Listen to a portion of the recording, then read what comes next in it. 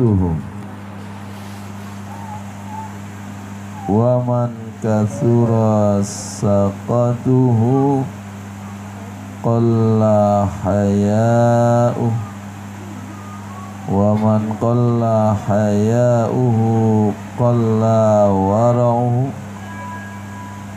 wa man qalla wara'uhu mata qalbuh.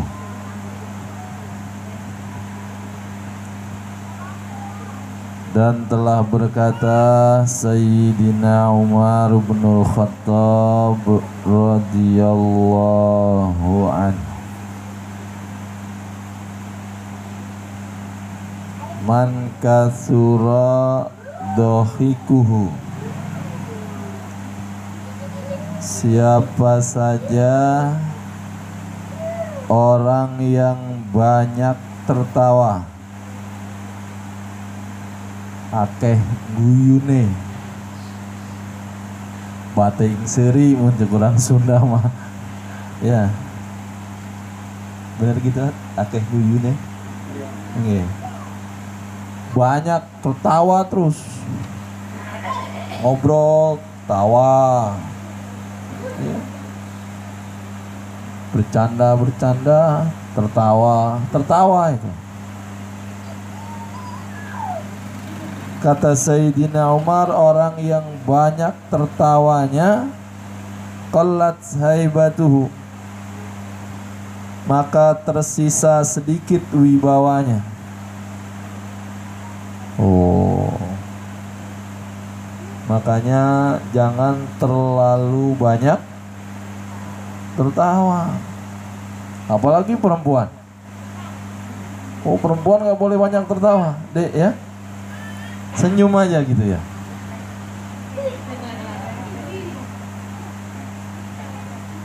Jangan terlalu banyak tertawa, apalagi tertawa sampai apa namanya itu, terbahak-bahak.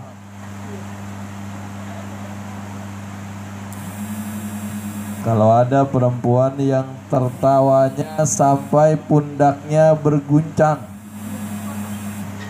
maka perempuan itu tandanya tidak pandai menyimpan rahasia. Kamu udah nikah? Nah, kalau mau nikah nanti jangan cari perempuan yang kalau tawa pundaknya berguncang, jangan. Kalau ada tawanya gitu perempuan, gitu ya, sampai ininya berguncang. Perempuan itu nggak pandai menyimpan rahasia, kata ulama. Jadi cari perempuan yang kalau tawa cuma gini aja. Nah itu aja ya. Ah itu kayak gitu kan. Nah itu kayak gitu ya. Ya. Ya. Subhanallah. Orang yang terlalu banyak tertawa, wibawanya tersisa sedikit. Yang diperintahkan beliau Rasul bukan tertawa. Yang diperintahkan beliau Rasul tersenyum. Beda nggak sama tertawa? Beda. Kalau tersenyum itu nggak ada suaranya. Tuh, itu kayak ibu itu barusan. Gitu ya. Senyum itu. Nggak ada suaranya. Kalau kata orang Bekasi mesem. Senyum. Yang diperintah beliau Rasul, yang disunnahkan beliau Rasul adalah memperbanyak senyum. Tapi jangan senyum sendiri. Senyum sendiri lagi, bahaya kali itu.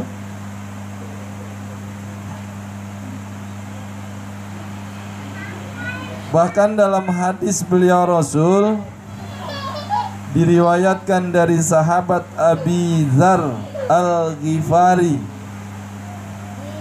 Nama ini suka dipakai sama orang akhir zaman, Abi Dzar. Tapi nulisnya salah. Ditulis Abi Dzar Al-Ghifari. Padahal mestinya nulisnya Abi DZARR kalau dalam bahasa Indonesia. Abi Dzar DZ itu pakai ya Abi Zar, pakai zal ya. Kalau Abizar dalam biasa ditulis dalam bahasa Indonesia itu pakai zai berarti dia, bukan pakai zal. Makanya harus nulisnya kalau mau namain anak Abizar Al-Ghifari, karena nama ini bagus dibuat nama anak laki ya. Nulisnya Abi D Z A R. Abi Zar gitu tulisannya ya. Baru Al-Ghifari. Nah, beliau ini banyak meriwayatkan hadis dari beliau Rasul. Qala, sahabat Abi Dzar berkata, qala Rasulullah sallallahu alaihi wasallam. Beliau Rasul sabdakan, iyyaka wa kasratad dhahiki. Takutlah kamu dari terlalu banyak tertawa. Kita harus takut. Kalau kita termasuk orang yang banyak tertawa, takut kita. Kenapa takut? Kata beliau Rasul, fa innahu yumitul qalbah. Karena terlalu banyak tertawa akan membuat hati menjadi mati. Bahaya itu. Orang yang terlalu banyak tertawa, hatinya akan menjadi mati, kata beliau Rasul. Karena jarang orang yang lagi tertawa-tawa ingat mati, jarang. Jarang nggak? Sebab kalau diingat mati langsung berhenti dia tawanya. Iya. Ini yang pertama.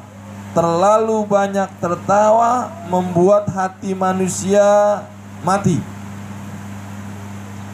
Bahkan wayad habu binuril wajhi. Terlalu banyak tertawa itu akan menghilangkan cahaya di wajah. Jadi kalau kita ingin wajah kita bercahaya, ada wibawa di wajah itu, jangan terlalu banyak tertawa. Sesekali boleh ya. Yang dilarang itu seringkali tertawa. Kalau sesekali nggak apa-apa lah ya. 2 hari sekali tertawa nggak apa-apa. Sisanya tersenyum aja, tersenyum. Ya. Yang diperintahkan tersenyum. Tertawa dilarang terlalu banyak. Jadi besok di rumah kita tulis, di rumah ini dilarang terlalu banyak tertawa. Wah, di pintu depan tulisin gitu. Yang dianjurkan tersenyum. Tabassumuka fi wajhi akhika shadaqah. Senyummu di wajah saudaramu itu sodako. Senyum ya. Senyum gitu ya. Iya. Ini yang pertama.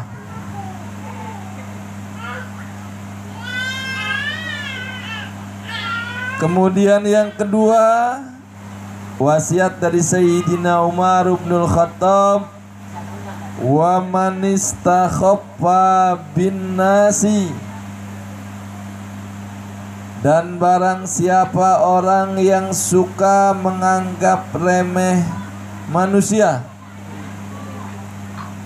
Siapa saja orang yang suka menganggap remeh orang lah,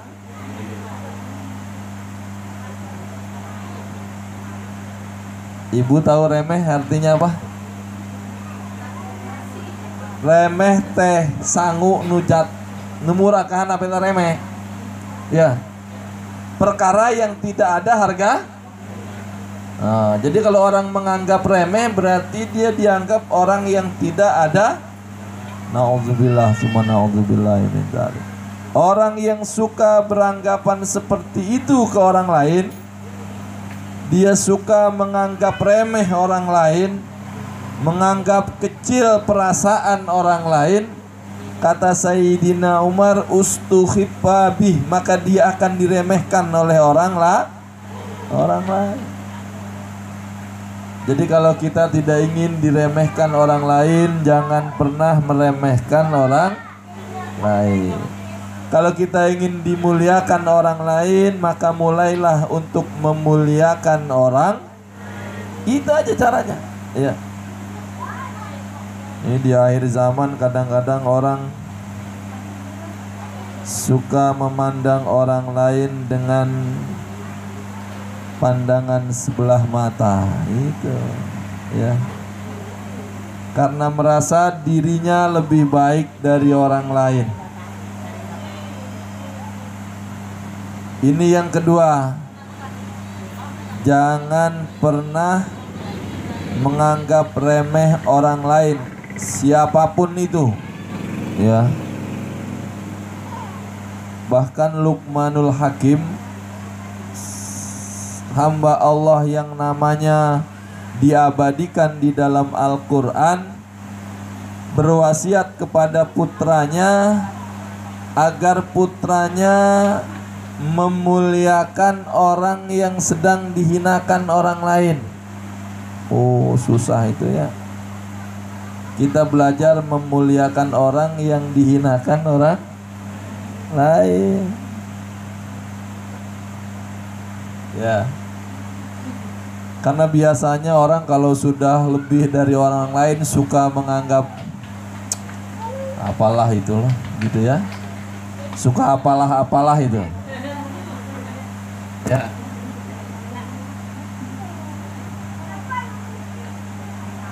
Merasa dirinya lebih cantik dari orang lain. Merasa dirinya lebih kaya dari orang. Sehingga kalau memandang orang lain, dia memandang dengan apalah.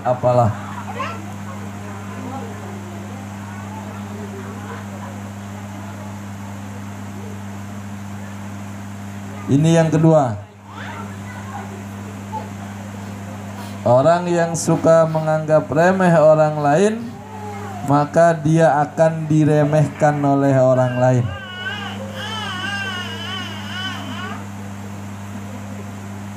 Kemudian yang ketiga, biasanya orang yang sombong itu kan suka meninggikan dirinya. Dia berharap supaya dirinya terlihat oleh orang lah. Dia tinggikan dirinya lebih tinggi dari orang lain. Dia yang menaikkan dirinya lebih tinggi dari orang lain. Padahal Allah ajarkan apa saja yang ditinggikan akan terlihat makin kecil. Ya. Nih di sini sebesar gini. Kalau dinaikkan makin tinggi kelihatannya makin. Orang yang sombong itu sedang meninggikan dirinya.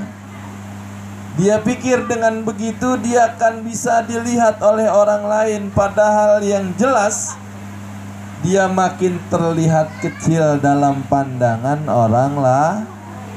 Oh, beda dengan orang yang rendah hati, tawadu, hanap asor, DP, ya.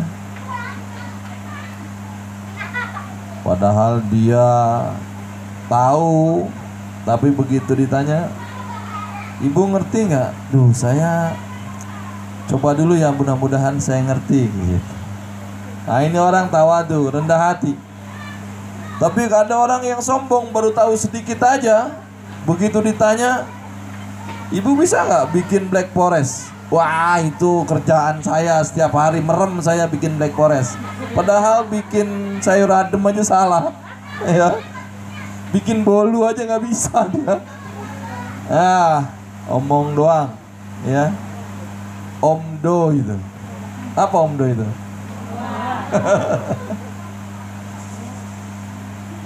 Jadi jangan pernah menganggap remeh siapapun, karena kata beliau Rasul, di kulli syai'in maziyah.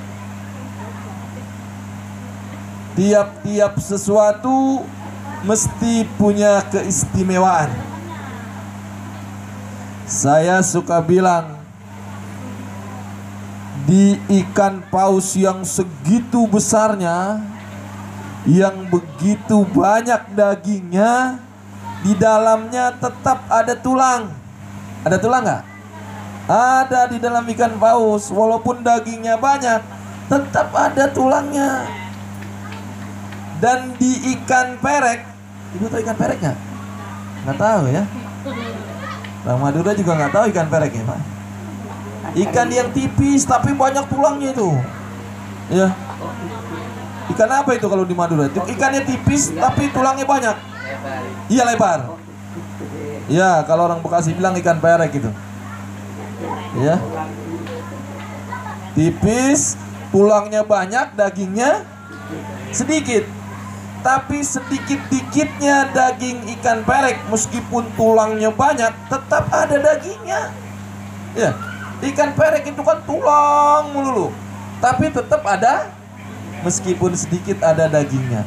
Paus daging mulu, tetap di dalamnya ada. Tuh, itu pelajaran dari Allah. Sebaik-baik manusia, mesti ada kurangnya.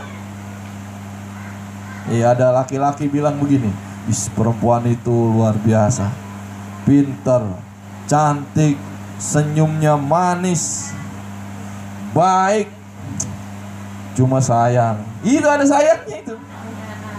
Ya, selalu ada sayangnya. Ada laki-laki gagah, ganteng, hidungnya mancung, cuman jarinya jempol semua. Sayang juga itu. Artinya tidak ada sesuatu diciptakan Allah sempurna, tidak. Oleh karenanya jangan pernah remehkan orang lain. Itu yang kedua. Kemudian yang ketiga, kata Sayyidina Umar, wa man aktsara min syai'in urifa bihi. Siapa saja yang memperbanyak sesuatu di dalam dirinya, maka dia akan dikenal dengan sesuatu itu. Kalau orang sering bohong, maka dia dikenal sebagai istrinya dibohongin, temennya dibohongin, bosnya dibohong. Kata orang, tukang bohong itu. Karena banyak bohong di dalam dirinya. Kalau orang pagi-pagi bawa sayur didorong, siang bawa sayur didorong, sore bawa sayur didorong, maka orang sekitar itu mengenal dia sebagai tukang. Tuh, ya. Sayyidina Umar ajarkan begitu. Man aktsara min syai'in urifa bihi. Siapa saja yang memperbanyak sesuatu, maka dia akan dikenal dengan sesuatu itu. Orang banyak bersedekah, maka dia dikenal sebagai dermawan. Ya, orang yang banyak membantu orang lain. Orang nggak mau nolongin orang lain, selalu nggak mau nolongin orang lain, maka dia dikenal dengan si bakhil.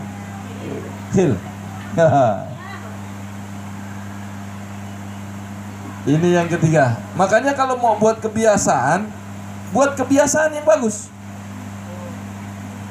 Karena selain orang dikenal dengan kebiasaannya, orang pun akan dimatikan di dalam kebiasaannya.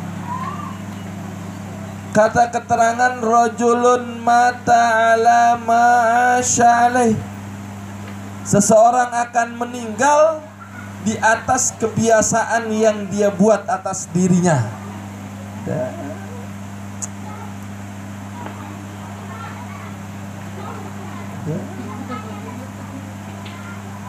Kalau orang biasa minum khamar, naudzubillah, biasa minum topi miring, maka dia bisa jadi meninggal dalam keadaan minum topi mie. Wah, itu di suatu kampung pernah. Karena dia punya kebiasaan minum khamar, sakit pun dia minum khamar. Bahkan beberapa waktu menjelang ajal, yang dia minta adalah mansion house. Mansion itu ya, Yang botolnya gepeng itu. Kok guru tahu ya? Saya tahu lah. Hah? Botolnya gepeng, isinya kuning kayak teh. Itu namanya Mansion House. Itu minuman dari luar sana. Kalau orang punya kebiasaan minum khamar sampai mati pun dalam keadaan memegang botol khamar. Na'udzubillah summa na'udzubillahimin. Kemudian yang keempat, waman kasura kalamuhu kasura saqatuhu. Siapa saja yang banyak ngobrolnya. Siapa yang banyak ngobrolnya nih? Kalau ibu-ibu enggak lah, insya Allah enggak salah sama sekali. Ya. Kata Sayyidina Umar, siapa saja orang yang banyak ngobrolnya, maka akan mungkin sekali banyak melakukan kesalahan. Makanya ngobrol boleh, cuman jangan banyak. Ngobrol boleh, jangan lama-lama. Sebab kalau lama-lama nanti jadi ngobrolin orang. Nggak boleh ngobrolin orang, haram hukumnya. Kalau ngobrolin yang selain orang nggak apa-apa. Mau ngobrolin kambing nggak apa-apa, marmut nggak apa-apa. Ya, ya. Saya kadang-kadang heran itu.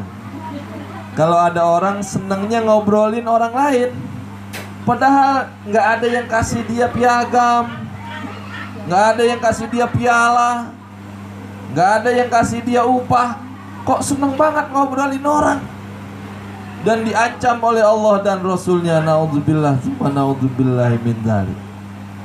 Jadi siapa saja orang yang banyak ngobrolnya, banyak bicaranya dalam perkara-perkara yang mala yakni, kata Syekh Nawawi, dia banyak bicara dalam perkara yang tidak ada manfaatnya, maka mungkin dia melakukan banyak kesalahan-kesalahan. Ini sesuai dengan hadis beliau Rasul.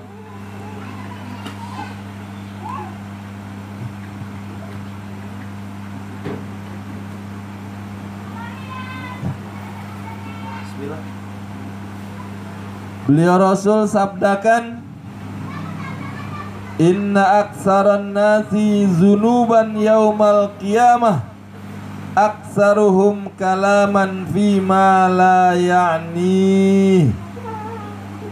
Beliau Rasul sabdakan, sungguh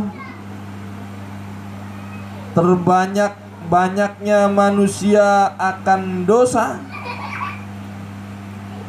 nanti di yaumul kiamah adalah manusia yang paling banyak bicaranya ketika di dunia tentang perkara yang tidak ada manfaatnya. Jadi kalau ditanya siapakah orang yang paling banyak dosanya, kata beliau Rasul, orang yang ketika di dunia banyak ngobrol tentang sesuatu yang tidak ada dosanya banyak tar di yaumul kiamah. Ya. Ini yang keempat.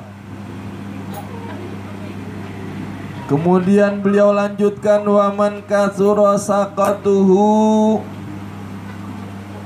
qalla haya'uh. Orang yang banyak salah dalam hidupnya, ini salah, ini salah. Kalau sesekali salah itu manusiawi. Orang sesekali salah itu manusiawi. Karena buktinya dia manusia, dia melakukan kesalahan. Tapi kalau berulang-ulang dia melakukan kesalahan, qalla haya'uh.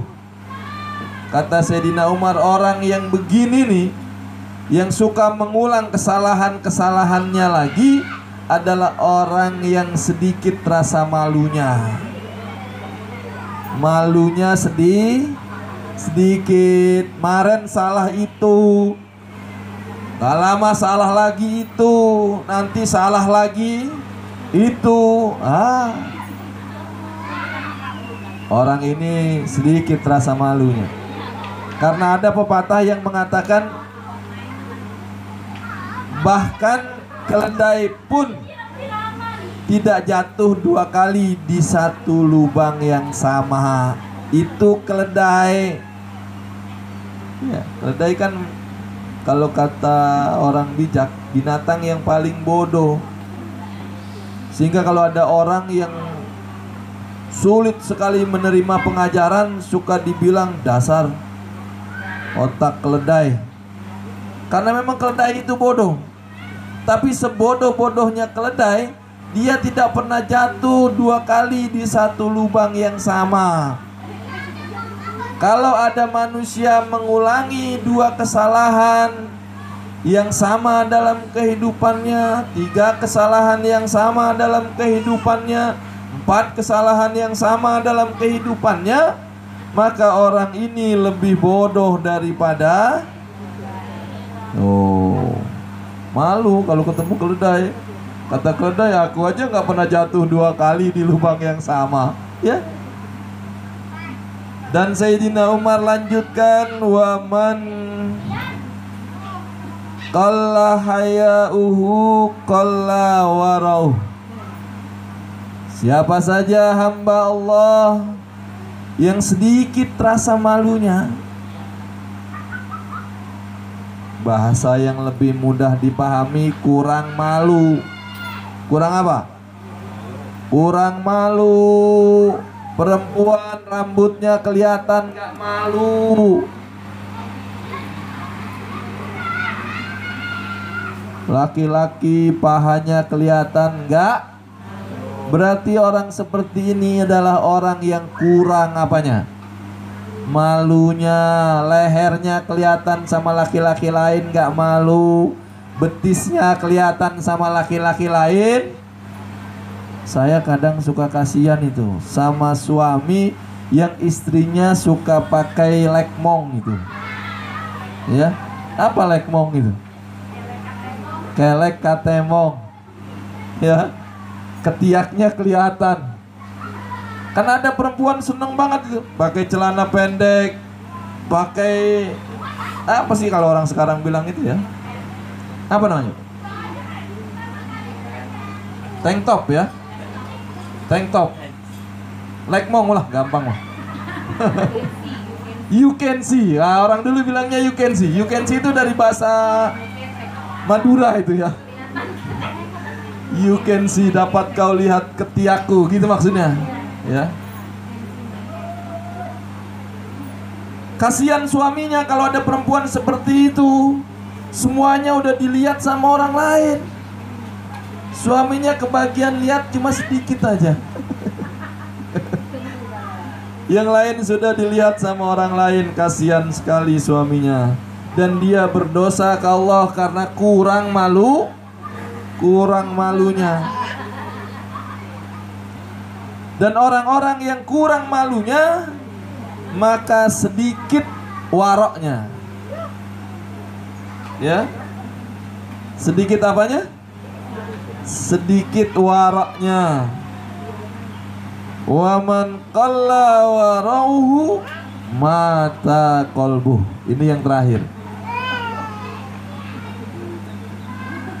Dan siapa saja orang yang sedikit waroknya, maka mata qalbuh, hatinya mati. Oh, makanya tadi tuh perempuan-perempuan yang lekmong itu ya, kalau dikasih tahu dia jawabnya gini, biarin aja, urusan apa sama orang lain, kan gitu jawabnya dia. Seneng lihat, nggak seneng merem. Orang ini hatinya sudah mati. Lihat orang-orang yang hatinya mati. Kalau ada bapak-bapak suka mabuk-mabuk itu, ya, bertiga berempat mabuk-mabuk, punya uang pakai buat beli topi miring, terus mabuk bareng-bareng. Diingetin marah. Apa kata dia? Uang saya.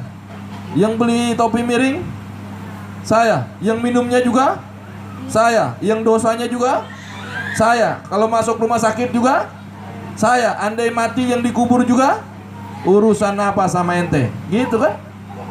Nah, orang seperti ini udah mati hatinya, dia lupa kalau teguran turun bukan cuma dia yang susah, yang baik-baik juga ikut susah. Jadi yang terakhir, orang-orang yang sedikit waraknya akan mati hatinya. Orang yang mati hatinya lam tanfa'hul mau'izah, tidak akan bermanfaat. Diberi nasihat bagaimanapun nggak akan bermanfaat karena hatinya sudah mati. Kalau diajak ngaji dia suka bilang gini, "Allah, yang ngaji aja juga belum tentu benar tuh." Bilangnya gitu.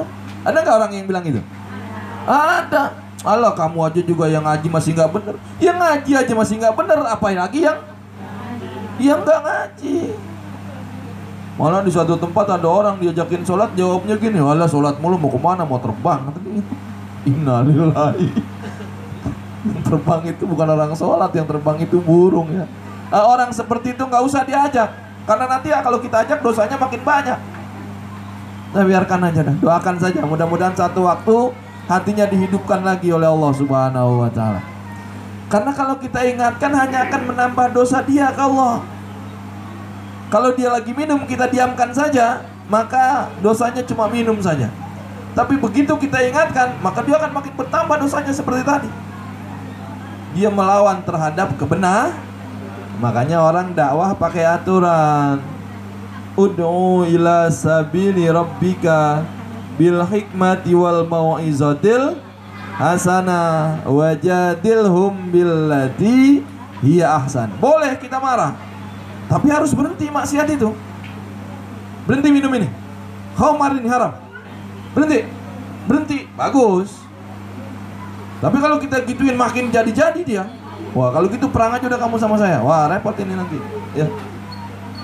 Jadi malah dosanya bertambah. Doakan saja kalau yang begitu ya. Doakan supaya satu waktu hatinya dihidupkan lagi oleh Allah Subhanahu wa Ta'ala. Hadirin hadirat jamaah sekalian rahimakumullah. Sore ini itu saja dulu yang bisa saya sampaikan. Insya Allah minggu depan kita akan lanjutkan bahasan dari kitab Safinatun Najah. Sore ini itu saja, kurang lebihnya mohon maaf. Saya akhiri, billahi taufiq wal hidayah wal afwa minkum. Assalamualaikum warahmatullahi wabarakatuh.